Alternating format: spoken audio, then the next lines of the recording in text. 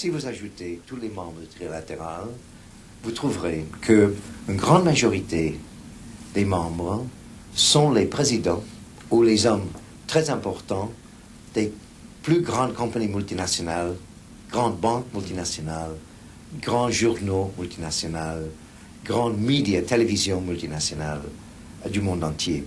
C'est quand même du haut que viennent les décisions et sans qu'on s'en rende compte tout de suite, tôt ou tard, je suppose qu'on en subit les contre-coups. Non ?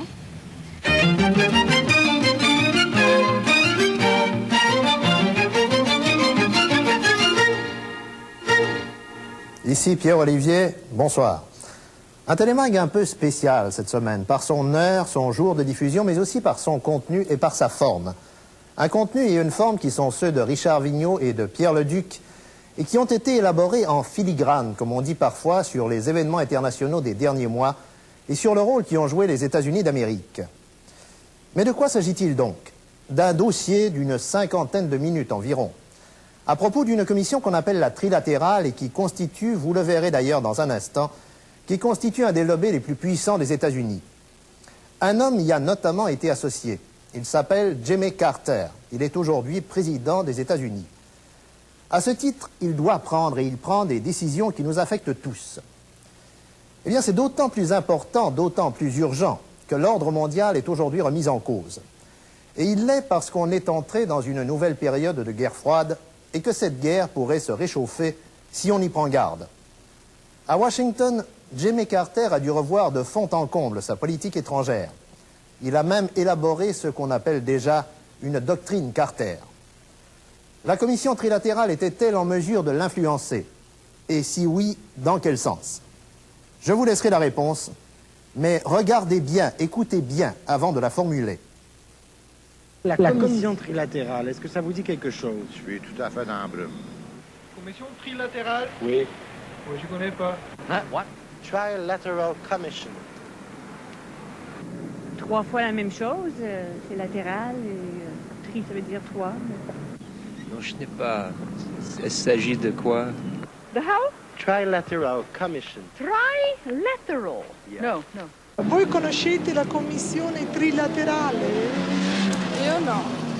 Io ne connais pas. No. Commission? Oui, trilatérale. Trilatéral, c'est quoi ça?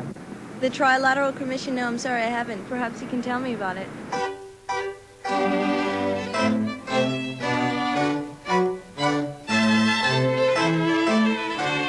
La commission trilatérale, c'est avant tout un groupe hautement sélectionné d'hommes d'affaires puissants.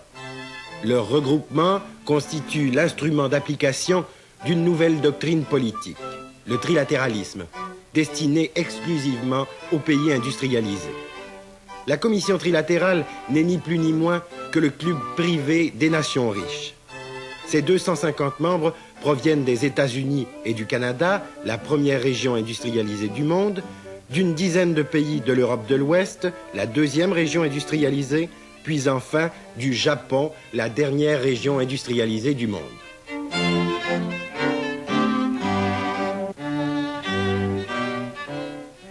La commission trilatérale a été fondée en 1973 par David Rockefeller dans le but d'aider à solutionner les problèmes politiques mondiaux qui pourraient entraver l'expansion et le redéploiement des investissements des compagnies multinationales. Sa composition de puissants capitalistes fait de cette esquisse d'un futur gouvernement mondial un des lobbies les plus influents de la planète. En somme, le bras politique de la finance internationale.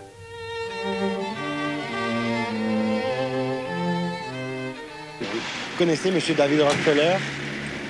Ah oui, Rockefeller, oui, oh là là, oui, bien sûr. Et qui c'est Rockefeller? Bah, Rockefeller, il est riche, hein, Rockefeller. Hein. Oui. D'après moi, c'est un homme très riche qui a mis sur pied des œuvres extraordinaires. Oui. Ouais. Si Rockefeller Foundation est bien connu à travers le monde. Rockefeller, oui. C'est qui? C'est un gars qui fait des business tout pas tout. Cet homme, c'est David Rockefeller, dont le seul nom fait rêver l'Américain moyen, est synonyme d'argent et de puissance, héritier du magnat du pétrole de la Standard Oil, John Davison Rockefeller. Vers 1850, on disait de cet ancêtre qu'il avait un don pour multiplier l'argent.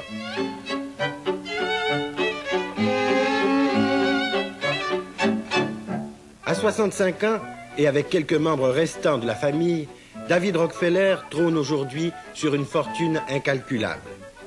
Peu doué pour les choses publiques et muni d'un tempérament clair, il n'a pas, contrairement à son frère Nelson, emprunté la carrière politique, ce qui ne l'empêchera pas de la pratiquer dans la coulisse et de se déclarer publiquement républicain.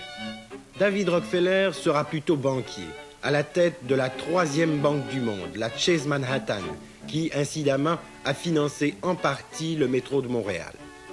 Dans l'ombre, ce sera grâce à ses bons offices, à son intérêt pour l'avenir de la planète et surtout grâce à sa généreuse fortune que la commission trilatérale verra le jour en 1973.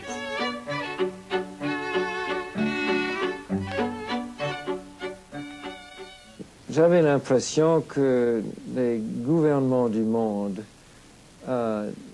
devaient confronter tellement de problèmes, tellement de changements qu'ils ne pouvaient pas penser à l'avenir, qu'ils devaient seulement avoir à faire avec les problèmes du jour et que par conséquent ça pourrait peut-être être utile si les gens privés qui étaient bien renseignés des affaires du monde pouvaient se réunir pour réfléchir d'abord quels étaient les problèmes de l'avenir les plus importants et de faire les études et de prendre les conclusions et de les donner au gouvernement.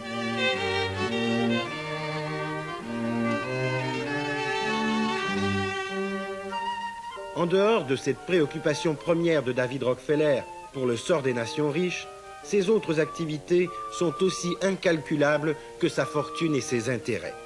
Ces derniers se répartissent dans une centaine de compagnies qui vont de Exxon à American Motors, en passant par Eastern Airlines, pour ne nommer que les plus importantes.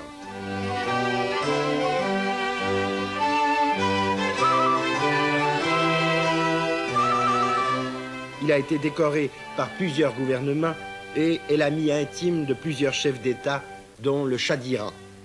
Enfin, il est le porte-parole de la finance internationale.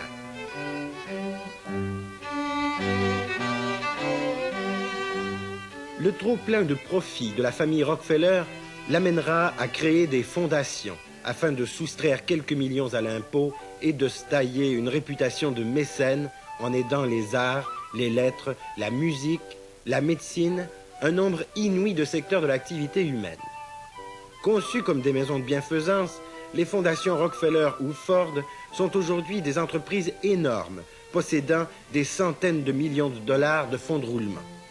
Il est bien entendu que le fonds des frères Rockefeller va servir à financer la commission trilatérale, largement.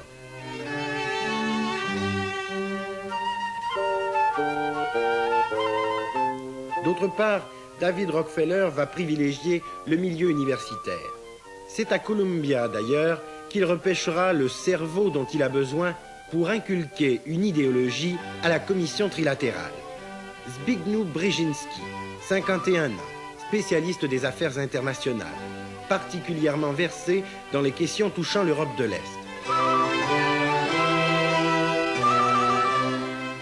Pendant la guerre, il fuit la Pologne avec sa famille, qui s'installera à Montréal.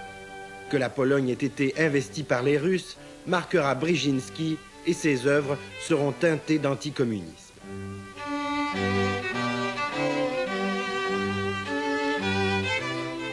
Diplômé de McGill, sa devise sera « Le bon droit assure la victoire ». Il s'installera par la suite aux États-Unis. Comme David Rockefeller, Brzezinski possède une vision planétaire de la politique. Technocrate, Brzezinski souhaite que les États-Unis dominent l'ère post-industrielle comme ils ont dominé le monde après la dernière guerre grâce au plan Marshall. Et il a remplacé Kissinger, qui est aussi un garçon de bureau de Rockefeller. Il était pêché par Rockefeller, il était financé par Rockefeller. Il est soutenu par Rockefeller. Et sans Rockefeller, c'est une petite académie quelconque, pas trop intelligente, qui a toujours dit les choses absurdes, comme par exemple l'utilisation des armes nucléaires tactiques au Vietnam. Vous, personnellement, vous êtes surtout un personnage du monde économique. Est-ce que c'est votre manière à vous de faire de la politique, de vous intéresser à la politique étrangère? J'ai été banquier depuis 33 ans, mais une des raisons que ça a été très satisfaisant pour moi, c'est que les affaires bancaires, surtout dans une banque internationale comme la Chase, obligent un intérêt dans presque tous les secteurs, y compris la politique, parce qu'on ne peut pas agir dans les affaires bancaires dans les autres pays sans connaître les gens dans le domaine politique. Il ne gouverne pas, il dirige. Les gouvernent. C'est une petite différence, mais assez importante. Parce qu'en Amérique, un homme tellement riche, sauf dans le cas presque unique de son frère Nelson, un homme aussi riche que ça ne pourrait jamais obtenir un poste très important dans le gouvernement. Et il semblait à des gens, soit du milieu politique, soit du milieu bancaire en particulier, j'ai appris ça depuis, qu'il y avait des problèmes d'ordre économique, politique, d'ordre de développement qui intéressaient les pays industrialisés, donc l'Europe, l'Amérique du Nord, le Japon, soit pour leurs relations entre eux et leurs relations vis-à-vis le reste du monde, que ceci était trop important pour qu'on le laisse seulement au gouvernement, trop important pour qu'on le laisse seulement aux initiatives individuelles. Donc, essayons de faire un cadre où des gens de bonne volonté, bien sûr des gens venant d'un groupe particulier, c'est-à-dire que des gens qui sont déjà en place, je ne dirais pas des nantis, mais disons des gens qui ont un certain pouvoir, vont se réunir pour discuter de ces questions-là, d'une part, et vont demander à des groupes de rapporteurs, d'auteurs, de préparer des études qui seront présentées au groupe, qui ne seront pas commanditées comme telles par le groupe, qui seront discutées par le groupe et ensuite publiées sous la seule responsabilité des auteurs.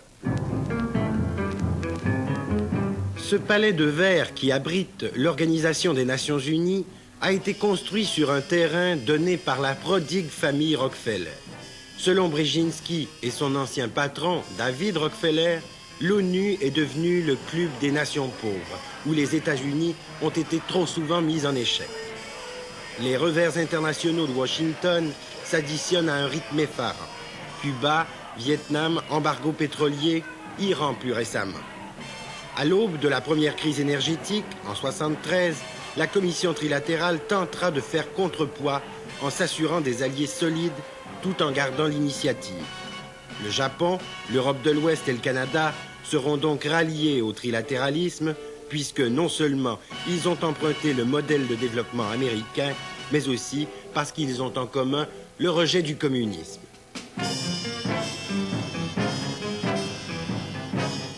Les listes des trilatéralistes possibles seront élaborées ici, dans ce boardroom de la Chase Manhattan Bank à New York.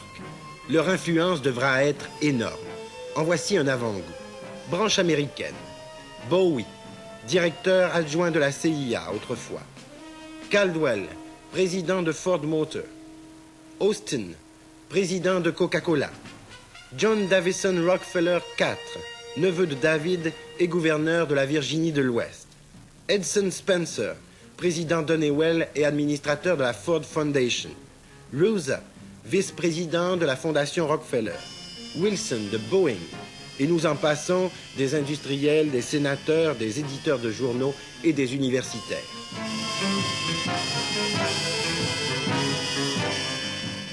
Charles Levinson est président de la Fédération internationale des travailleurs de la chimie. Dans un ouvrage au titre évocateur, Vodka Cola, il soutient que la commission trilatérale n'est au fond que la figure de proue des multinationales qui veulent s'assurer en toute quiétude la poursuite du pillage du tiers-monde et trouvent le moyen de tout rentabiliser, l'aide au développement, la guerre comme la paix et surtout la détente. Quand les gens se rencontrent avec les grands banquiers, avec les grands politiciens, avec les grands intellectuels, on sent que vraiment, il possède toute la sagesse et toute l'information nécessaire vraiment à diriger, manager le monde. Et je pense que l'influence que ces gens ont existe pour la plupart parce que ce sont des gens qui étaient des gens intelligents, qui étaient déjà dans les positions d'influence et que leur influence n'est pas le résultat du fait qu'ils sont membres de la commission trilatérale. Il est vrai que dans les 3 régions, les gouvernements ont choisi parmi les membres de la commission pour participer dans le gouvernement. C'est vrai en Europe, où par exemple M. Raymond Barre est actuellement le Premier ministre de la France, était membre. Il y a aussi M. Karl Karsten, qui est à présent le président de l'Allemagne, était membre, même il était membre fondateur de la commission. Il y a M. Carter et beaucoup, évidemment, de ses Oui, et c'est ça et qui est le plus étonnant, si vous voulez, parce qu'il y a plusieurs membres de son cabinet qui étaient également membres de la commission. Et c'est une coïncidence. Entièrement, c'est coïncidence. Coïncidence. Jugez-en. Jimmy Carter, ancien membre de la commission trilatérale. Il est élu en 1976 président des États-Unis et recrute dans son équipe 19 membres de la trilatérale, dont Brzezinski, qui devient son conseiller à la sécurité. Mondale, vice-président des États-Unis. Blumenthal, ancien marchand d'armes, il est au Trésor américain jusqu'à l'automne dernier, où il a été remplacé par William Miller, l'homme des multinationales et des banques privées, favorable à la levée des contrôles sur les prix pétroliers et à la libéralisation du commerce international. Brown, secrétaire à la Défense, Cyrus Vance, secrétaire d'État, et Volcker, membre du conseil d'administration de la Fondation Rockefeller, est devenu récemment président du bureau de la Réserve fédérale. En dehors de la lutte à l'inflation, il se propose d'alléger les restrictions des opérations bancaires internationales. Il y en a 13 autres qu'il serait trop long de nommer ici, tous en congé de la trilatérale à la tête des États-Unis d'Amérique. Je dois dire que M. Carter, qui était avant gouverneur de Georgia, ne connaissait pas énormément des gens qui avaient une connaissance des affaires internationales. Alors, il trouvait à la commission des gens qu'il constatait étaient bien préparés à cet égard. Alors c'était peut-être normal qu'il choisissait ces gens pour l'aider dans sa tâche.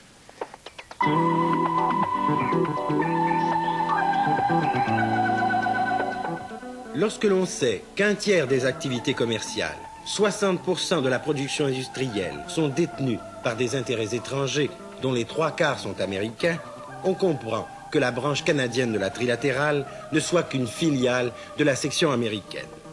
Les critères élitistes et économiques prévalent encore cependant dans le choix des membres. Michel Bélanger, de la Nouvelle Banque nationale, Mitchell Sharp, ancien ministre des Affaires extérieures, Claude Castonguay du Fonds Laurentien et même Donald MacDonald du Parti libéral. En Europe, M. Rockefeller fera une sélection qui privilégiera ses amis financiers et industriels. Il y aura donc Agnelli de l'Empire Fiat, voitures et armements, Birrenbach, le géant de l'acier allemand, Carly, ancien directeur de la Banque d'Italie, maintenant chez Fiat, Fisher, éditeur du Financial Times de Londres, Keith, président de Rolls-Royce, le baron Lambert, un banquier, Lévy de la Stampa de Turin appartenant à Agnelli, le baron Rothschild, banquier et aussi dans l'armement, Tuck de la banque Barclays, plus une brochette d'anciens ministres et ambassadeurs, de patrons allemands et anglais, de députés et de hauts fonctionnaires de la communauté européenne, sans oublier 5 membres du nouveau Parlement européen. David Rockefeller est membre du comité conjoint Iran-USA. C'est grâce à son intervention à la Maison-Blanche que le Shah d'Iran a pu être hospitalisé à New York. On connaît la suite. La banque de David Rockefeller a de notre côté procédé au rappel d'un prêt de 500 millions contracté par l'Iran, alors qu'une bonne partie de la fortune du Shah déchu est administrée par des banques américaines. If the Shah could go to America, it was by the help of Rockefeller and Kissinger. And it was because the petrodollars were put in Chase Manhattan Bank and the Shah received a commission for this. Puisqu'en 1976, Brzezinski, le cerveau de la trilatérale, passe au pouvoir avec son collègue Carter, David Rockefeller doit songer à lui trouver un remplaçant à la hauteur de ses desseins planétaires. Ce sera Henry Kissinger, le Machiavel des deux précédentes administrations. Cet échange, Brzezinski-Kissinger, inaugurera la voie des allers-retours trilatérales Maison-Blanche. Il ne faudra donc pas s'étonner de voir celle-ci accoucher de politiques qui auront d'abord été en gestation au sein de la trilatérale. Kissinger sera aussi nommé membre du comité international consultatif de la Chase Manhattan Bank de David Rockefeller, avec 5 autres membres de la trilatérale.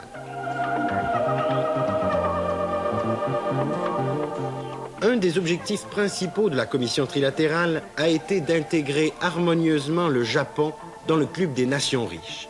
La représentation japonaise au sein de la commission est à l'image de sa puissance multinationale.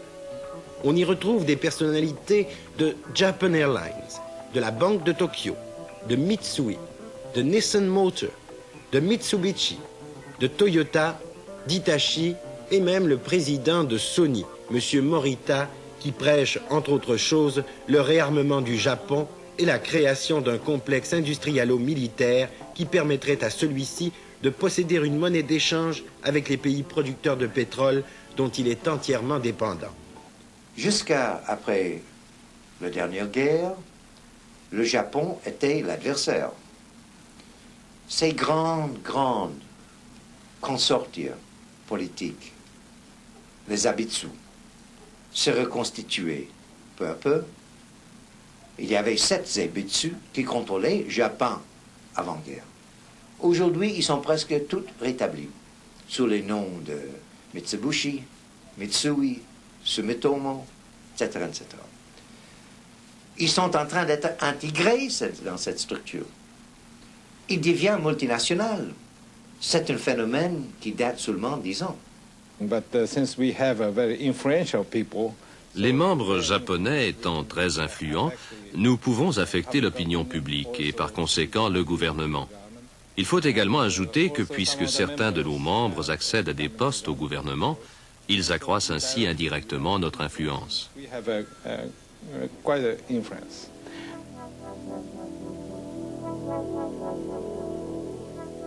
Comme s'il avait eu besoin d'une caution, le grand architecte de la trilatérale a pris soin de recruter en minorité une brochette de sociodémocrates et de syndicalistes triés sur le volet, surtout en Allemagne et aux États-Unis. Il faut dire que la taille et l'importance économique de certains syndicats américains conduisent inévitablement leurs dirigeants à gérer leurs organisations comme des multinationales. Rien de surprenant donc de les voir concocter les desseins du monde avec leurs puissants employeurs, membres de la trilatérale. D'ailleurs, l'ambassadeur américain en Chine, Leonard Woodcock, c'était le président de le grand syndicat automobile et qui était membre de la trilatérale.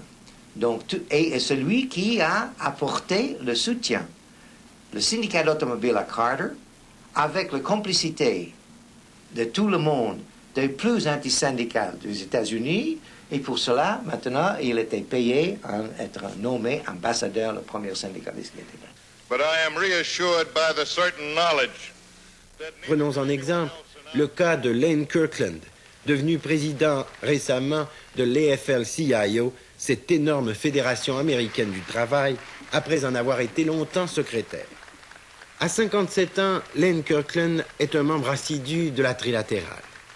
il conseille souvent la Maison-Blanche. Lane, I think, has finally got across through the White House that they can have American labor as a partner, but a real partnership. Il est administrateur de la Fondation Rockefeller et a siégé à la commission d'enquête Rockefeller aussi sur les activités de la CIA. De son syndicat, il reçoit 100 000 $ par année, plus dépenses, plus limousine et chauffeur. Alors que le syndicaliste Lane Kirkland flirte avec le patronat, on apprend que le pourcentage des syndiqués décline sans arrêt depuis 1950 aux USA. Plus que 20% de la main-d'œuvre. Les droits syndicaux sont de plus en plus piétinés. Si ces quelques syndicalistes, membres de la trilatérale, ignorent tout cela, ils ne peuvent ignorer le rapport de la trilatérale paru en 1975 sous le titre « The Crisis of Democracy ». L'auteur français, c'est Michel Crozier, sociologue.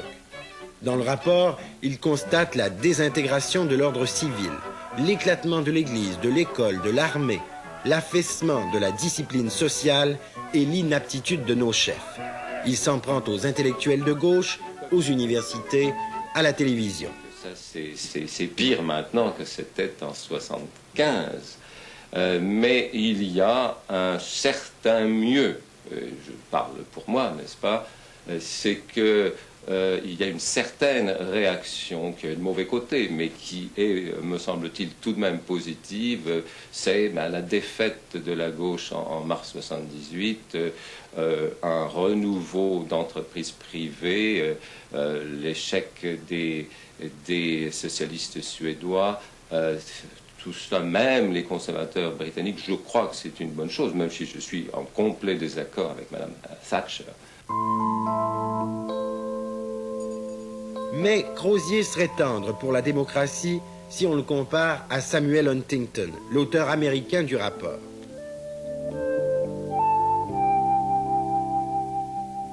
Samuel Huntington dirige avec Kissinger le Centre des affaires internationales de Harvard. On est donc en famille. Entre 68 et 71, il fut l'inventeur de la politique d'urbanisation forcée au Vietnam. 2 millions de paysans déportés dans des camps pour être mieux contrôlés.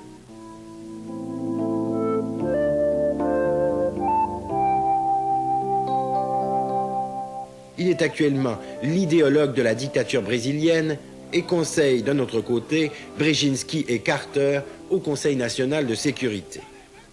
En 1975, donc, Huntington écrivait ceci pour la trilatérale.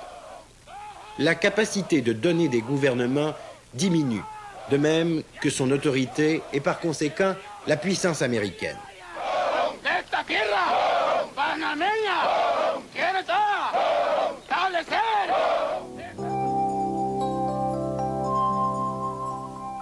Cet affaiblissement, Huntington en voyait la source dans les revendications incessantes des Noirs, des femmes, des étudiants, des syndiqués pour un monde plus égalitaire.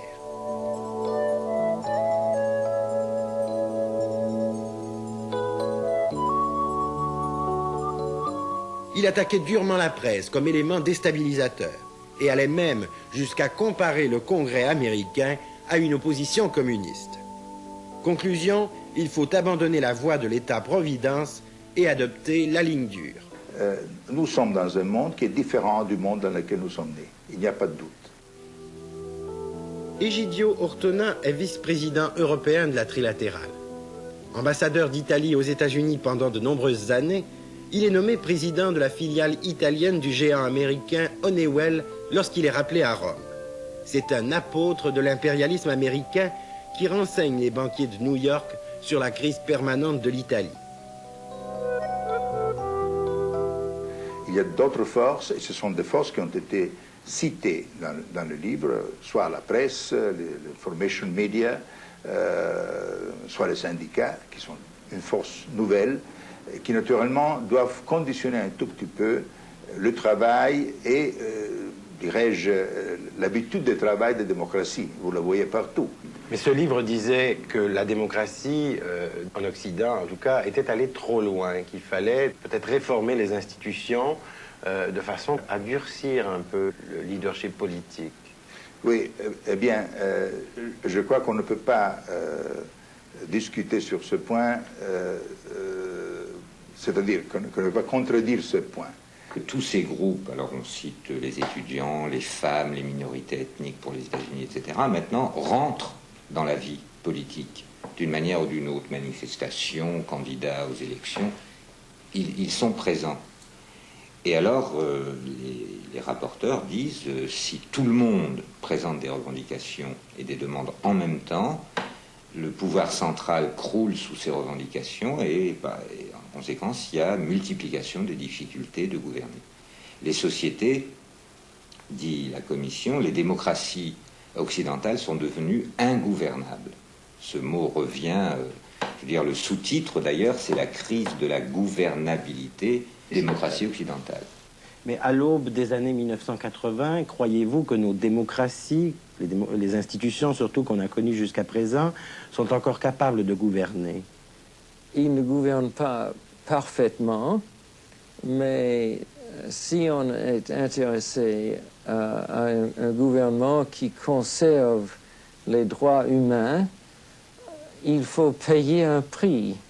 Et comme a dit M. Churchill, la démocratie, c'est le pire des gouvernements, sauf tous les autres. Et je crois que ça, c'est la conclusion qu'on a en tirée.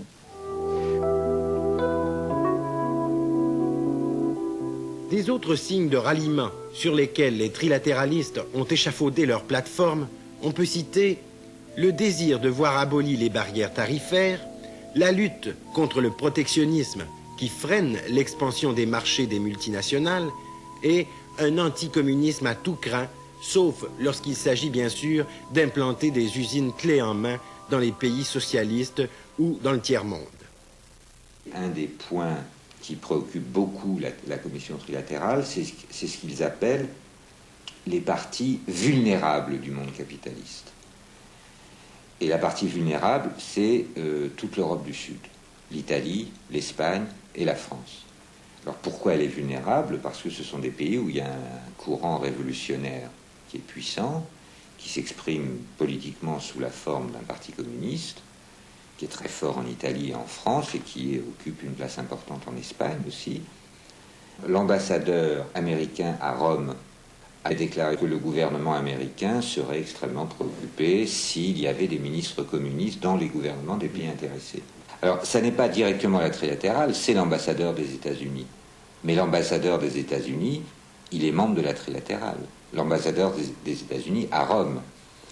Donc, d'une certaine manière, on retrouve un peu l'ombre portée des idées principales de la trilatérale dans telle ou telle déclaration qui est directement politique et qui est, que je considère comme une ingérence directe dans les affaires intérieures des différents pays.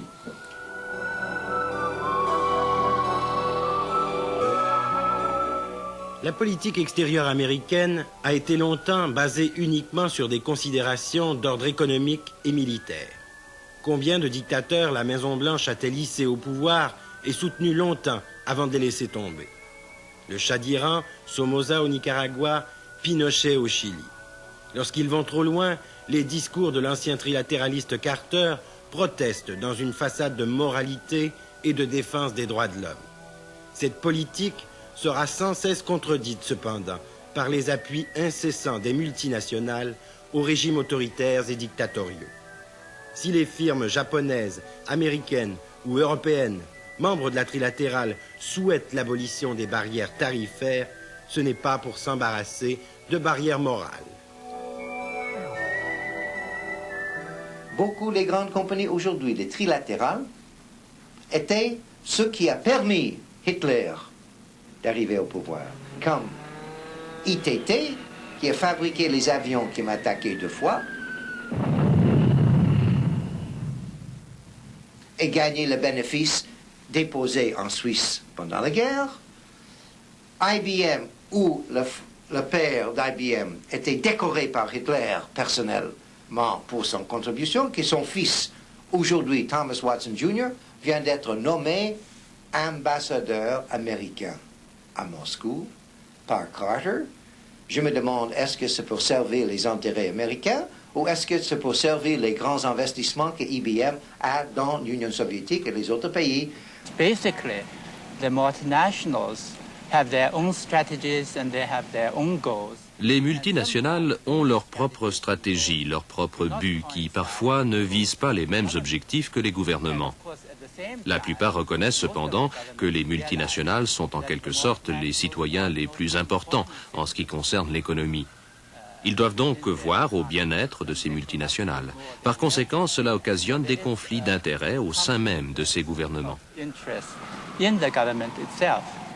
Après la guerre, l'explosion de multinationalisation de l'industrie et les banques a pris une telle ampleur que c'était évident qu'ils étaient forcés de considérer un jour l'établissement d'un pouvoir gouvernemental à l'échelle mondiale. Ils ne pouvaient plus être à la merci de le petit gouvernement national qui ne jouait plus, n'avait le poids, où le système économique national n'existait plus. C'était pour être exploité, mais ce n'était plus une référence. David Rockefeller participe aux réunions du Fonds monétaire international et de la Banque mondiale. Et une bonne partie des membres de la commission trilatérale finance les activités des multinationales et tire profit des emprunts énormes des pays en voie de développement. Il contrôle la technologie, le capital et les marchés. Si vous étudiez l'histoire des États-Unis en ses relations avec l'Amérique latine, je crois que les Américains ont toujours cru qu'ils étaient très généreux, qu'ils étaient ces pauvres peuples qui n'avaient pas eu le bonheur d'être nés en parlant anglais et en vivant aux États-Unis. Mais malheureusement, les gens là-bas, s'ils ne voulaient pas être d'accord, il fallait leur mettre dans leur place.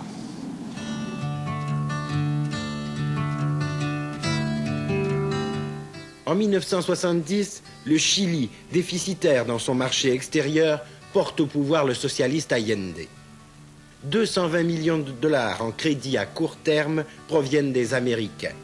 Les grandes institutions financières organisent un blocus bancaire et réduisent cette somme à 30 millions. On connaît la suite encore une fois.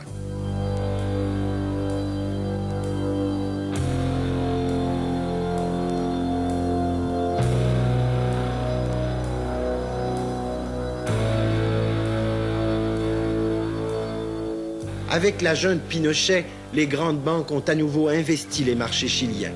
2 milliards de dollars depuis 1973. La Chase Bank en tête.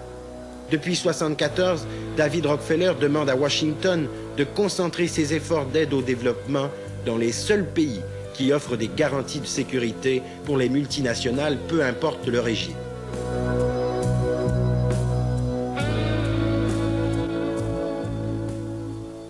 Les grands managers multinationaux sont par définition et statut amoral, pas immoral.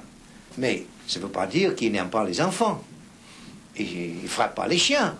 Ils sont aussi gentils que moi. Mais c'est une autre fonction. La compagnie a une réalité qui dépasse le tout. Et si un grand manager sacrifie le bénéfice qui appartient à ses actionnaires pour le bien-être des autres, il peut être mis en prison. Parce qu'il est, par statut de cette entreprise, obligé de maximiser le bénéfice de ses actionnaires qui sont les soi-disant propriétaires légaux. Donc, ils ne peuvent pas sacrifier le bénéfice pour des autres principes.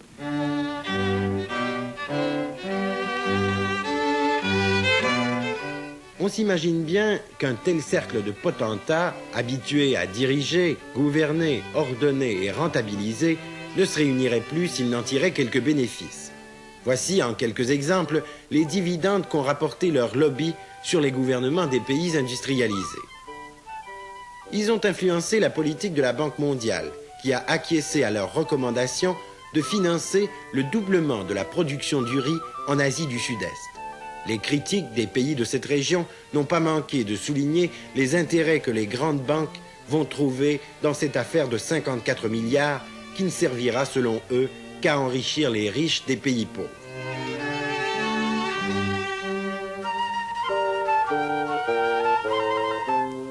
Deuxième gain au crédit des trilatéralistes. Favoriser l'ouverture de la Chine, non pas par attirance pour les révolutions culturelles ou le communisme, mais plutôt pour remplir le nombre fabuleux de contrats que représente la modernisation du géant chinois. Nous avons discuté de la Chine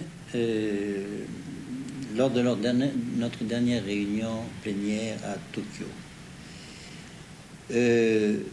L'impression que je retire de cette discussion, qui a été longue et fournie, est que nous sommes unanimes à reconnaître l'importance d'un phénomène qui est sans précédent dans l'histoire de la Chine, à savoir que la Chine est à la fois indépendante, unie et désireuse de s'ouvrir au monde. Jamais dans l'histoire de Chine, ces trois choses ont coïncidé. Depuis 2 ans, résultat de cette diplomatie de coulisses, les dirigeants chinois ont pratiquement visité tous les pays de la trilatérale.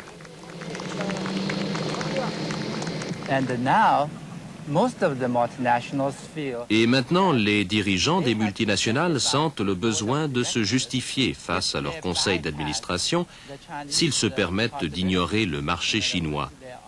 Ils doivent donc se décider rapidement, sinon ils risquent de rater l'occasion. Le capitalisme s'installe en Chine. Le capitalisme s'installe en Union soviétique, en Pologne, etc. Donc, cet vieux schéma intellectuel politique est terminé pour toujours et il y a une intégration de pouvoirs élitistes. Donc, la question n'est plus, comme dans le passé, la lutte entre la gauche et la droite, c'est la lutte en haut et en bas.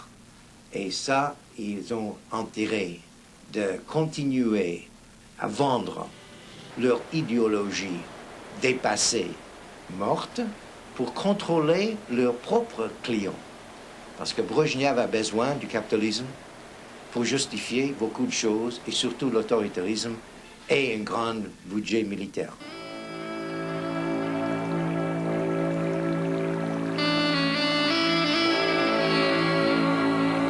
Donc, troisième gain des trilatéralistes, l'institutionnalisation des sommets de chefs d'État des plus importants pays industrialisés. Rambouillet, la Guadeloupe, Tokyo, etc. Et surtout, l'adoption des recommandations de la trilatérale concernant les problèmes d'énergie favorisant l'augmentation frénétique des profits des compagnies pétrolières. Par exemple, une de ces papiers était préparé juste avant la conférence du sommet de Martinique. Oui. Et il y avait à cette époque une grande différence entre le point de vue du président Ford et le président Giscard d'Estaing. Le papier que nous avons présenté proposait une solution entre les deux qui était au fond adoptée à la conférence de Martinique. Un peu la même chose avec la dernière où notre papier avait proposé que les prix du pétrole aux États-Unis devaient être décontrôlés. Une chose que le président Carter a adoptée finalement. Je ne dis pas qu'il n'y avait pas d'autres personnes qui le conseillaient également, mais je crois que le fait qu'un groupe international comme le nôtre l'avait proposé, l'avait donné un peu de courage à le faire.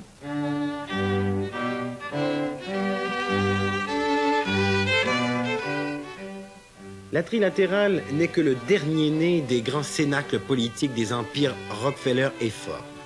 Le Conseil des relations étrangères aux États-Unis a été créé il y a 60 ans grâce aussi à la générosité des Rockefeller. Dominé par 500 membres du big business américain et présidé encore par David Rockefeller, il a été le réservoir le plus important d'hommes politiques américains depuis le début du siècle. Sa devise pourrait être « Ce qui est bon pour General Motors est aussi bon pour l'Amérique ».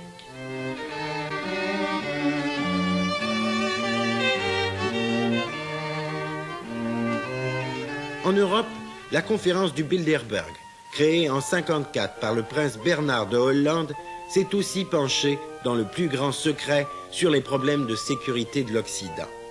Des centaines de financiers, d'industriels y étaient invités par le prince Bernard, jusqu'à ce que celui-ci soit impliqué dans le scandale des pots de vin de la Lockheed Aircraft avec plusieurs dirigeants japonais en 1976.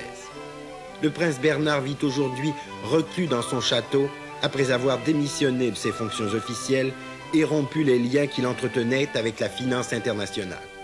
Mais David Rockefeller veille au grain et est membre de l'exécutif du Bilderberg.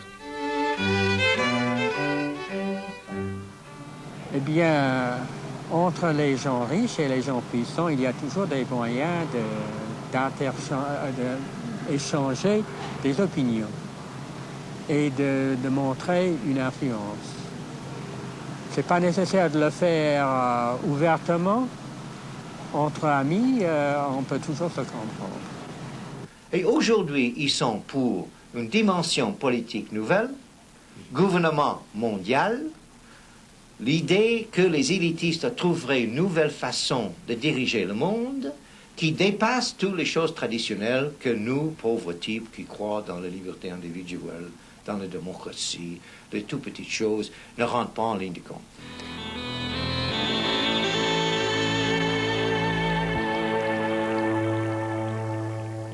On s'aperçoit ainsi que dans leur vision globale et impériale de la planète, les grands de ce monde ont tissé un réseau de relations en circuit fermé, discret et élitiste, comme s'il n'y avait que les multimillionnaires et les industriels qui pouvaient avoir des opinions sur les problèmes du monde.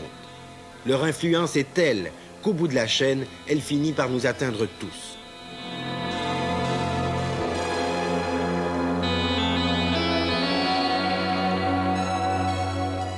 Le pouvoir politique pourra-t-il, dans l'avenir, assumer un autre rôle que celui de gérant des intérêts multinationaux? Ou continuera-t-il de confondre l'interdépendance des nations avec l'interdépendance des grandes corporations financières ou de la World Corporation de David Rockefeller?